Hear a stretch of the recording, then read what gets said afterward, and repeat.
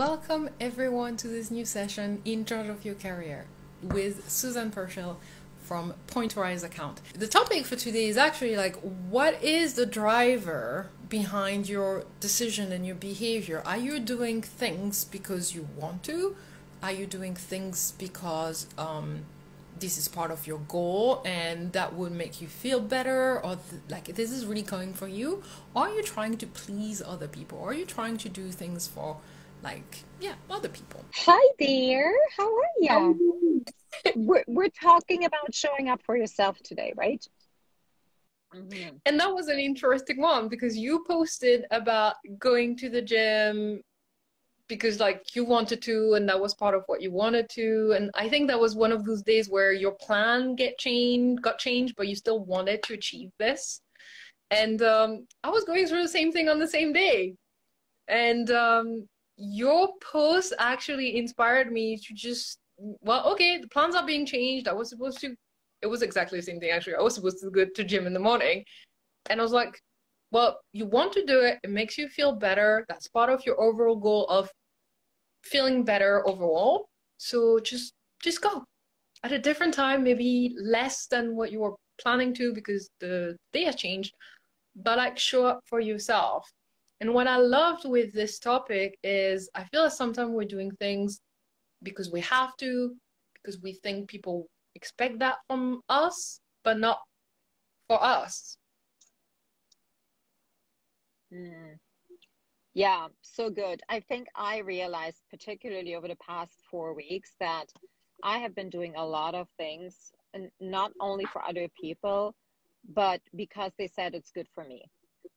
Yeah. And because I tied success to it.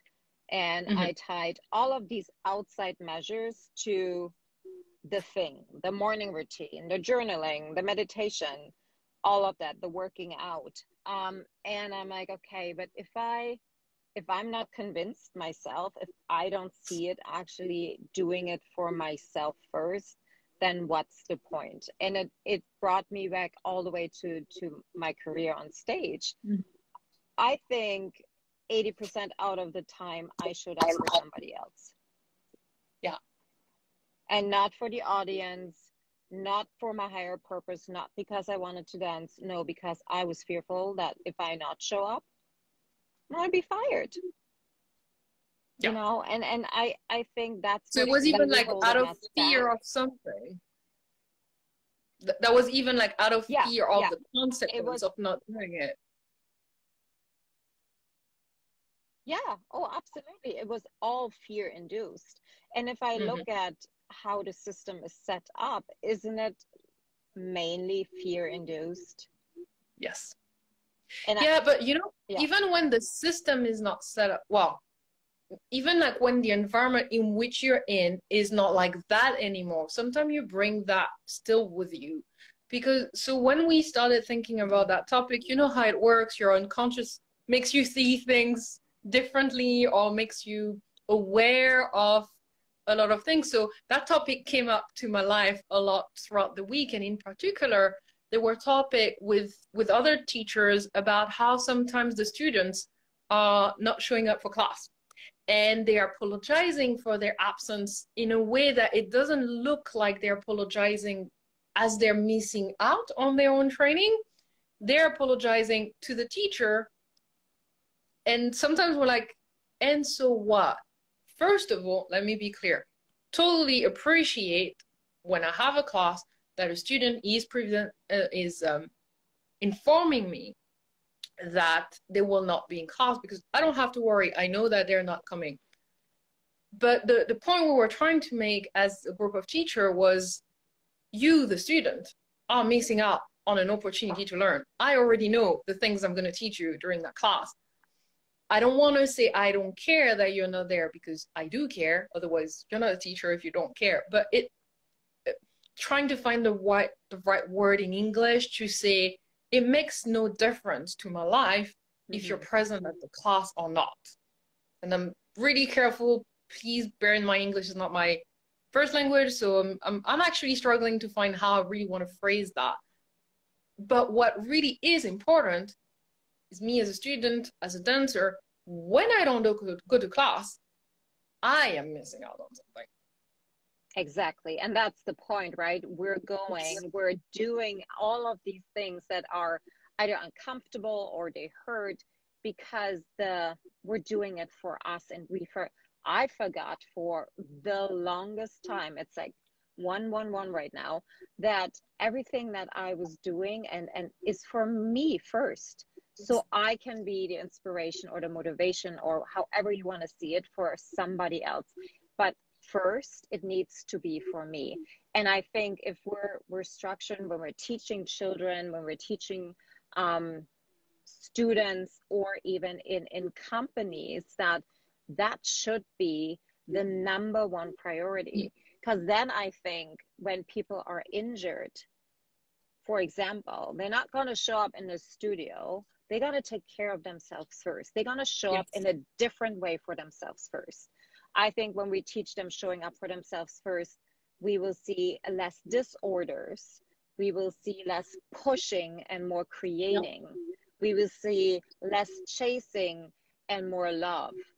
Do you know what I mean? It sounds really and that's the word I wanted to.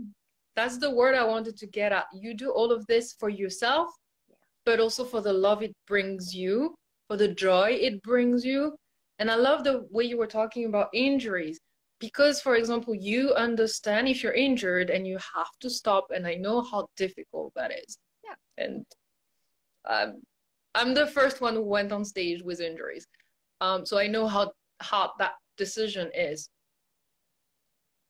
But what good does it make to go on stage and risk to get even more injured compared to doing the right thing? Which is to take a rest, get better, and go back to doing what you love. Because with showing up injured on stage, you're not your very best self.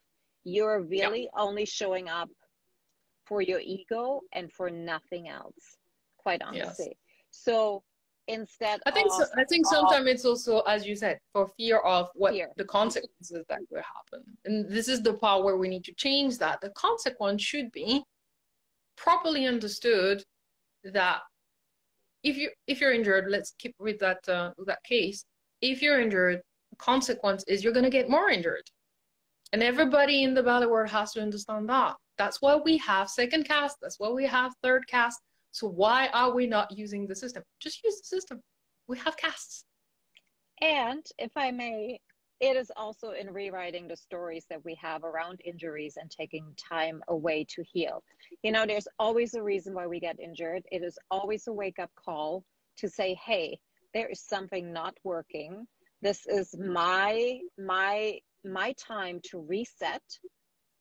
What can I do better? What didn't I do? And what did I do that led me to this point?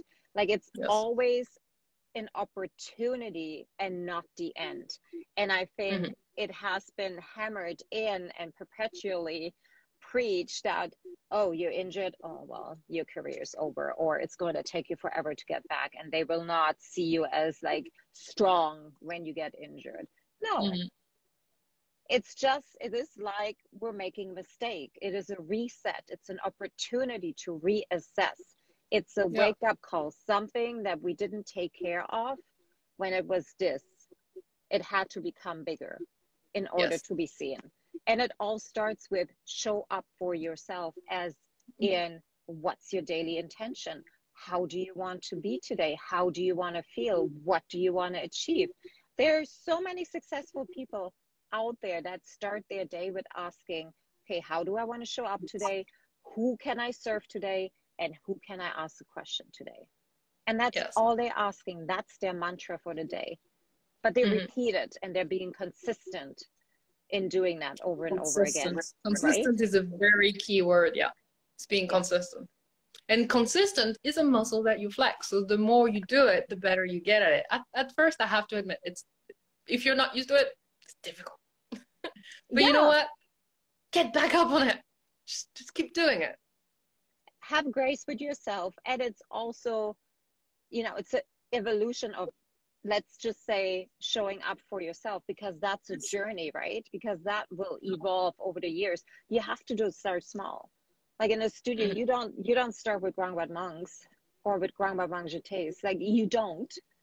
You No. start with first position, you start with stretching. And it's the same thing.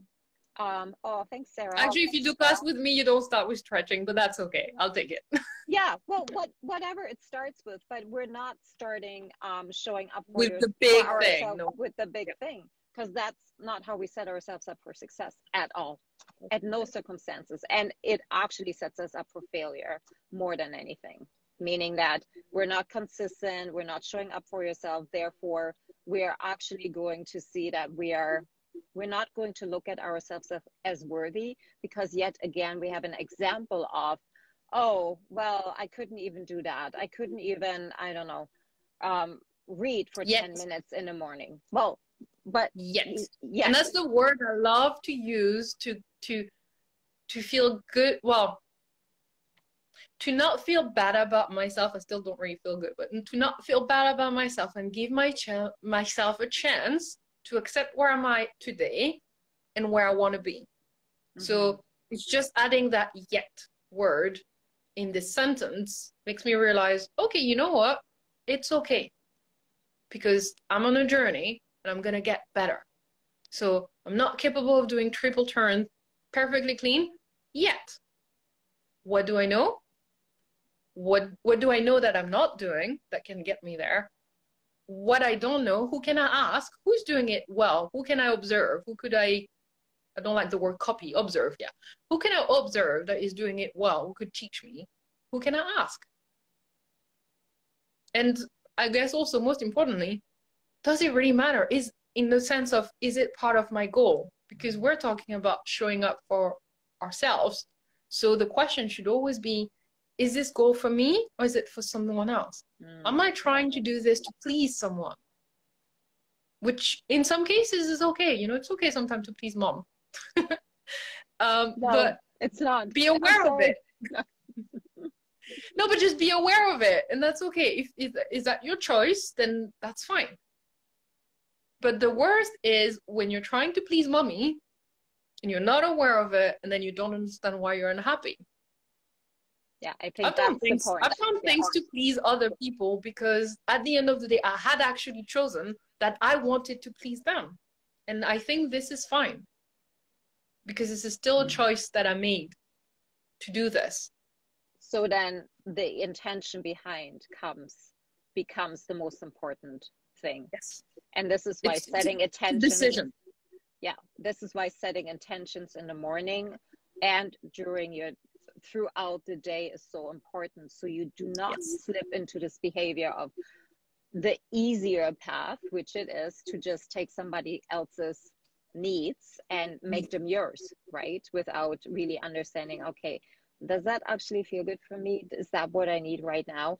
And it takes a lot of awareness, I would say, particularly when you're in the studio, when you're, I don't want to say hammered, but that's the word that comes in for me right now, or you are surrounded with needs from other people.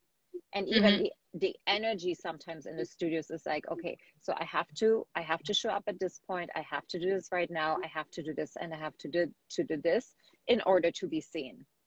So how can you rephrase that? How can you move that into your language so it actually serves you and not somebody else? I think that's I get to. The sentence will start with, I want to. Yeah, and I get to. Yeah. And I love to, and I enjoy to. However, there's one thing I wanted to say about the being clear with what you need. It takes a lot of understanding of yourself. And as a teacher, I run into that situation sometimes where some students are rejecting some of the teaching because they think they know that they need something else. And I think this is a topic where you need a lot of curiosity and questioning attitude to make sure that you're not in the trap that you think you know better. In both cases, being the teacher or being the student, because I don't know who was right. Just want to make that clear. But it's an interesting point where you're coming from a certain place with a background, with experience, with knowledge. And the person on the other side comes with their own experience, their own knowledge, their own background. And there is no discussion possible because both sides think that they know what's best. So I think it's important to realize when these moments are happening and to come from a place of curiosity, questioning attitude and love to try to find a solution, because just staying, both sides staying on their ground is not going to go anywhere. No, that's not going to work. No, it's just like parenting, right? It's the same thing. Okay, so let's tie a bow on this, how I like to say. When we I noticed that was your sentence. I love it. Bows. Yeah, pink. Fluffy ones. When somebody's fluffy. I was talking about some modalities today. So it's fluffy, it's big. Is it shiny or is it matte? Huge. Okay. When we are starting to actually change our perspective, perhaps, in what showing up for ourselves really look like, what do you like? What is for you the very first step? And then I'll share mine. It's interesting. It's always the same one. What is my ultimate goal? Yeah. Because if I don't know where I'm going, I cannot answer any of those questions. Do I have to go to the gym today or not? It really depends on my goal. If my goal was I want to feel better because I'm stressed out because I work too much, then yes, I should go to the gym. But in other cases, the answer may be no. So for me, this is where it's really important to get back to the goal, because there's no one size fits all. It just depends on what is important for me today compared to where I want to be. And then I can answer all the other questions. Excellent. So what is my goal? What is your goal? That is a good place to start. And for me, it is like, what do I want? And what do I need to do in order to get there? And then it is, okay, if I don't do this, how am I going to feel in 2 hours? How am I going to feel about myself not showing up? Like, what is the circle that I am creating? And how is that going to serve me towards what I want? I love this question because you just made me realize I loved it. I used it so many times, especially in the morning when I don't want to do that hard work. And the thing that get me going is, how are you going to feel in 3 hours when you've not done this? So you have to move it across in your calendar. And sometimes actually I was okay. And that's when I knew that it was fine to change the day. And sometimes I was like, you feel like you're lazy. That's usually the word I use for myself. So why don't you just do it now? And then on the other side of, for us, it is actually movement, because we're now in a stage of our life where we're sitting a lot and where we're behind the screen. But for active dancers, for example, it is really posing the question, do I really need another summer intensive? Or do I really need a class every day before I start in the new company? Like, what is it that is really, like, how do you want to show up when you start your new job? How do you want to show up in your new school? And then what steps do you need to take? And are these steps necessary? Are they going to serve you or actually move you further away from your goal? But those are really hard questions. I really think it's important to know who do you have around you who can help you, take you through that process. Someone more experienced, coach or no coach, but like someone who really understands those questions and can guide you without imposing on you their own perspective of things.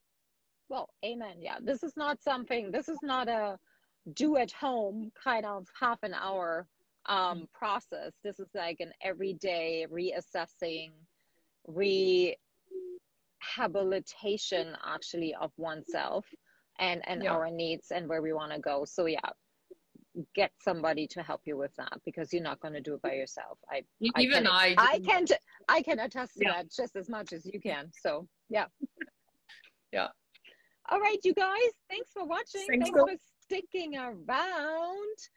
We will be live tomorrow, same time or on the Point to Rise account, and we're going to talk about worthiness and how that Worth. shows up and how we can all together as a collective and as individuals take steps to find our worthiness, like all of it again, and why that is so important. When are we talking? 6:30 your time?